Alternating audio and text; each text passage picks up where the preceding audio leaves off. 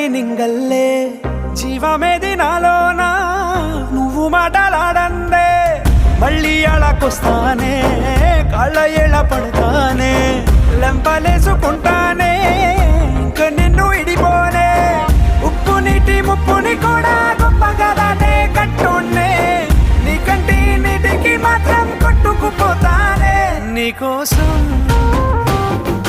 వేచుందే నా